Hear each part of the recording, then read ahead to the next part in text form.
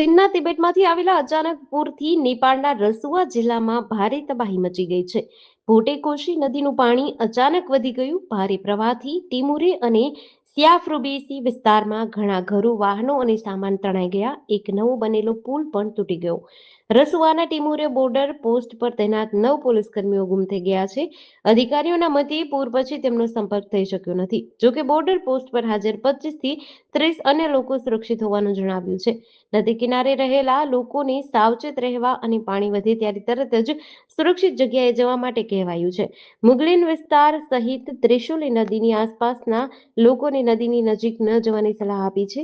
શાહે કહ્યું કે રાહત અને બચાવ કાર્ય ઝડપથી ચાલુ છે. આપત્તિ વ્યવસ્થાપન એજન્સી સાથે મેડિકલ ટીમ, સ્કાઉટ્સ અને રેડક્રોસની ટીમો મળીને કામ કરી રહી છે. પ્રભાવિત વિસ્તારોમાં વધારાની એમ્બ્યુલન્સ અને મેડિકલ સ્ટાફ પણ મોકલવામાં આવી રહ્યો છે. બાલીની નદી કિનારેના નીચાણવાળા વિસ્તારોમાં રહેતા લોકોને તાત્કાલિક સુરક્ષિત સ્થળે ખસેડવાનો નિર્દેશ આપ્યો છે. કેન્દ્રીય ગૃહમંત્રી અમિત શાહ 27 ઓગસ્ટે ગુજરાતની મુલાકાતે આવી રહ્યા છે. એક જ દિવસમાં અમરેલી અને અમદાવાદમાં વિવિધ ક્ષેત્ર સાથે જોડાયેલા 5 કાર્યક્રમોમાં તેમની હાજરી રહેશે. સત્તાવાર કાર્યક્રમ મુજબ અમરેલીના લાઠી તાલુકાના દુધાળા હેતની હવેલી ખાતે સવારે 11:30 કલાકે હેતની હવેલી સરોવરનું લોકાર્પણ થશે. ત્યારબાદ અમદાવાદમાં બપોરે 2:15 કલાકે ઓલિમ્પિક અને કોમનવેલ્થ ગેમ્સની કરાતી તૈયારીઓ અંગેની સમીક્ષા બેઠકમાં અમિત શાહ ઉપસ્થિત રહેશે. આંતરરાષ્ટ્રીય રમતોત્સવો માટેના આયોજન અને માળખાકીય તૈયારીઓ અંગે આ બેઠકમાં ચર્ચા થશે. બપોરે 3:45 કલાકે ગુજરાત વિદ્યાપીઠ ખાતે 72માં પદવીદાન સમારોહનું આયોજન છે. આ પ્રસંગે અમિત શાહ પદવી પ્રાપ્ત કરનારા વિદ્યાર્થીઓને સંબોધિત કરશે. સાંજે અમદાવાદના ઘાટલોડિયા વિધાનસભા વિસ્તારમાં લોક દરબાર યોજાશે. બોપલઘુમા વિસ્તારના નાગરિકો સાથેના આ સંવાદમાં સ્થાનિક પ્રશ્નો અને રજૂઆતો સાંભળવામાં આવશે. સુરેન્દ્રનગર એલસીબીએ ચોટીલા રાજકોટ નેશનલ હાઈવે પરથી વિદેશી દારૂનો મોટો જથ્થો ઝડપી પાડ્યો છે. જાનીવડલાના પુલ પાસેથી એક ટેન્કરની ટાંકીમાંથી કુલ ₹39,95,000નો મુદ્દામાલ જપ્ત કરાયો હતો, જેમાં ₹24,85,000નો દારૂનો જથ્થો પણ સામેલ છે. આ કાર્યવાહીમાં એક આરોપીની ધરપકડ કરવામાં આવી છે. પોલીસે ટેન્કરની ટાંકીમાંથી 180 mlના 13,584 સીલબંધ ચપલા અને 960 બિયર ટીન સહિત કુલ 14,544 નંગ દારૂનો જથ્થો કબજે કર્યો છે, જેની કિંમત ₹85,85,344 આંકવામાં આવી છે. દારૂ ઉપરાંત ₹15 લાખનો ટ્રક, ₹10,000નો મોબાઈલ ફોન અને ફાસ્ટેગ અને નંબર પ્લેટ સહિત કુલ ₹39,95,344નો મુદ્દામાલ જપ્ત કરાયો હતો. આ કેસમાં રાજસ્થાનના બાડમેર જિલ્લાના નરપતલાલ માંગીલાલ ભાદુ જાટ નામના ટ્રક ચાલકની ધરપકડ કરી છે. ટ્રકના સાચા રજીસ્ટ્રેશન નંબરનો માલિક ભીલવાડા રાજસ્થાનનો ઉમેશ અને દારૂ મંગાવનાર અજાણ્યો ઇસમ સહિત અન્ય આરોપીઓને પકડવા માટે કાર્યવાહી હાથ ધરી છે. ડોનાલ્ડ ટ્રમ્પ પ્રશાસને દુનિયાભરમાં વિઝા એપોઇન્ટમેન્ટ રોકી દીધી છે. આની સૌથી વધુ અસર ભારત પર પડશે. ટ્રમ્પ પ્રશાસને પોતાના બીજા કાર્યકાળ દરમિયાન અમેરિકામાં ઇમિગ્રેશન પર કડક વલણ અપનાવ્યું છે. સમાચાર એજન્સી રોયટર્સ અનુસાર અમેરિકી વિદેશ વિભાગના એક પ્રવક્તાએ મંગળવારે કહ્યું કે તમામ અમેરિકી દૂતાવાસો અને વાણિજ્યિક દૂતાવાસોમાં એક ગ્લોબલ ટ્રેનિંગ પ્રોગ્રામ શરૂ કર્યો છે અને આ ટ્રેનિંગ માટે વિઝા એપોઇન્ટમેન્ટમાં ફેરફાર થશે. આ તમામ એપોઇન્ટમેન્ટ 1 સપ્ટેમ્બર પછી ફરીથી રીશેડ્યુલ કરાશે. વિભાગે કહ્યું કે આ પહેલનો હેતુ કોન્સ્યુલર અધિકારીઓને અરજદારોની તપાસ વધુ સારી રીતે કરવામાં અને એવા લોકોની ઓળખ કરવામાં મદદ કરવાનો છે જેમના અમેરિકી સરકારી સુવિધાઓ પર નિર્ભર રહેવાની શક્યતા છે. આ ટ્રેનિંગ પ્રોગ્રામમાં આ અઠવાડિયે યોજાશે.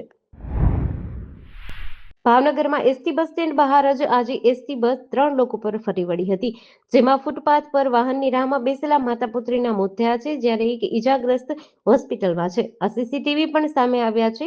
ભાવનગર બાખલકાની બસ સ્ટેન્ડમાંથી બહાર નીકળતી હતી ત્યારે બસના ડ્રાઈવરે સ્ટીયરિંગ પરથી કાબુ ગુમાવ્યો હતો, જેના કારણે બસ ભરૂચા ક્લબની દિવાલ સાથે અથડાઈ હતી. આ ટક્કર એટલી જોરદાર હતી કે દિવાલ કાટમાળમાં ફેરવાઈ ગઈ હતી. અકસ્માતમાં ભાવનગર જિલ્લાના જ રામધરી સણોસરા ગામમાં 28 વર્ષીય લલિતાબેન પરમાર અને તેની 7 વર્ષની પુત્રી સોનિયા પરમારનું મોત થયું છે, જ્યારે ઠોંડા ગામના મધુબેન લાલજીભાઈ વાઘેલા ઈજાગ્રસ્ત થયા છે. તેમને સારવાર માટે હોસ્પિટલે ખસેડાયા છે. અમદાવાદના ઓઢવ વિસ્તારમાં આવેલી નટરાજ સ્કૂલમાં વિદ્યાર્થીઓની ઓછી હાજરી તેમજ શિક્ષકોના સેવા વિષયક લાભો અટકાવી રાખ્યા હોવાનું સામે આવ્યું છે. વિદ્યાર્થીઓની ખોટી હાજરી પૂરવા શિક્ષકો પર દબાણ કરવામાં આવતું હોવાનું પણ સામે આવતા અમદાવાદ શહેર જિલ્લા શિક્ષણાધિકારીએ શાળાને નોટિસ આપી હતી. છતાં યોગ્ય જવાબ રજૂ ન કરી શકતા શાળાની માન્યતા રદ કરશે અને 100% ગ્રાન્ટ કાપ કરવાની કાર્યવાહી કરવામાં આવશે. જે માટે અમદાવાદ શહેર જિલ્લા શિક્ષણાધિકારીએ વડી કચેરીમાં રિપોર્ટ મોકલી આપ્યો છે. ડમી સ્કૂલોને લઈને શહેર જિલ્લા શિક્ષણાધિકારી કચેરી દ્વારા શાળાઓમાં તપાસ કરવામાં આવી હતી.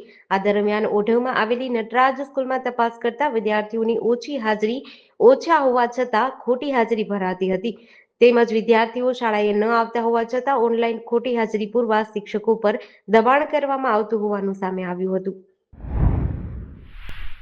રાજકોટ મનપા દ્વારા જન્માષ્ટમી પર્વ નિમિત્તે સૌપ્રથમ વખત ભવ્ય મટકી ફોડ સ્પર્ધાનું આયોજન કરાયું છે. 4 સપ્ટેમ્બરની રાત્રે 8 થી 11 સુધી ચૌધરી હાઈસ્કૂલ ગ્રાઉન્ડ ખાતે આ સ્પર્ધા યોજાશે, જેમાં પ્રથમ વિજેતાને ₹1.5 લાખ, દ્વિતીયને ₹1,21,000 અને તૃતીયને ₹1,01,000નું રોકડ ઇનામ અને શિલ્ડ આપવામાં આવશે. આ કાર્યક્રમમાં ગોવિંદા ગ્રુપ દ્વારા સ્પેશિયલાઇઝ્ડ પિરામિડ, ડીજે, સંગીત અને ભવ્ય લાઇટિંગ મુખ્ય આકર્ષણ રહેશે. જેમાં ભાગ લેવા ઈચ્છુક મંડળીઓ www.rmc.gov.in પર ઓનલાઈન તેમજ મનપાની સેન્ટ્રલ ઝોન કચેરીએ ઓફલાઈન વિનામૂલ્યે રજીસ્ટ્રેશન કરાવી શકે છે. પ્રાપ્ત વિગત મુજબ રાજકોટની ઉત્સવપ્રિય પરંપરા અને સાંસ્કૃતિક ભવ્યતાને વધુ જીવંત બનાવવા મહાપાલિકા દ્વારા જન્માષ્ટમી પર્વ પર સૌ પ્રથમ વખત ભવ્ય મટકી ફોડ સ્પર્ધાનું આયોજન કરવામાં આવ્યું છે. અમદાવાદના રસ્તા જાણે કે રનવે હોય તેમ એક પાયલટ યુવકે લો ગાર્ડન પાસે પૂરઝડપે મોંઘીદાટ પોર્શે કાર 100થી વધુની સ્પીડે દોડાવી હતી. આ કારની રફતારના કારણે 2 યુવકોના જીવ બચી ગયા હતા. અરકાન તિરમિઝી નામનો યુવક જ્યારે પ્લેનની જેમ પોર્શે ઉડાવી નીકળ્યો ત્યારે લોકો ફફડી ઉઠ્યા.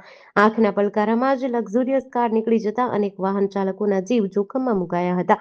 યુવકોની અરજીના પગલે નવરંગપુરા પોલીસે ફરિયાદ નોંધી કાર જપ્ત કરી ગાંધીનગરના લીંબડિયા ગામના 24 વર્ષીય પાયલટ અરકાન તિરમિઝીની ધરપકડ કરી છે.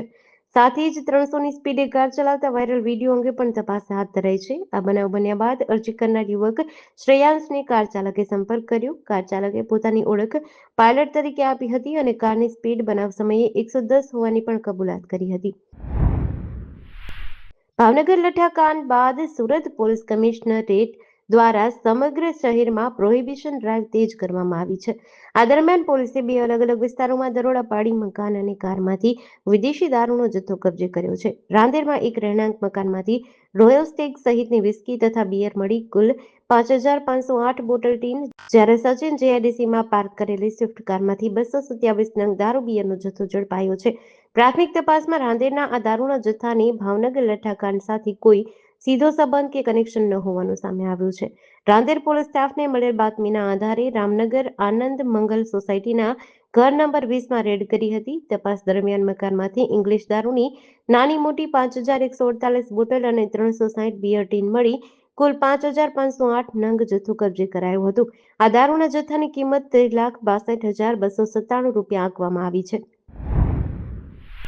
વડોદરા શહેરમાં નશીલા પદાર્થોના વેચાણ સામે પોલીસે લાલા કરી છે. કારેલીબાગ સર્વેલન્સ સ્કોડ પોલીસની ટીમે ઇન્દિરાનગર ઝુંપડપટ્ટી વિસ્તારમાંથી એક શખ્સને ગાંજાના જથ્થા સાથે ઝડપી પાડ્યો છે. ઝડપાયેલા આરોપી સુરતથી આ નશીલો પદાર્થ લાવીને વડોદરામાં સ્થાનિક સ્તરે છૂટક વેચાણ માટે આપવાનો હોવાનું સામે આવ્યું છે. આરોપીનું નામ અબ્દુલ માજીદ ઉર્ફે સોનુ ઉર્ફે છેદી વહાબ ખાન પઠાણ હોવાનું ખુલ્યું છે. આરોપીના પેન્ટના ખિસ્સામાંથી 65.93 ગ્રામ ગાંજો મળ્યો હતો. આ ઉપરાંત તેની પાસેથી ચલણી નોટો મળી ₹4,796નો મુદ્દામાલ જપ્ત કર્યો છે. આરોપીની પૂછપરછ દરમિયાન વિગતો બહાર આવી છે કે સુરત રેલવે સ્ટેશન પાસે ફૂલ માર્કેટ નજીકના એક અજાણ્યા શખ્સ પાસેથી આ ગાંજો લાવ્યો હતો.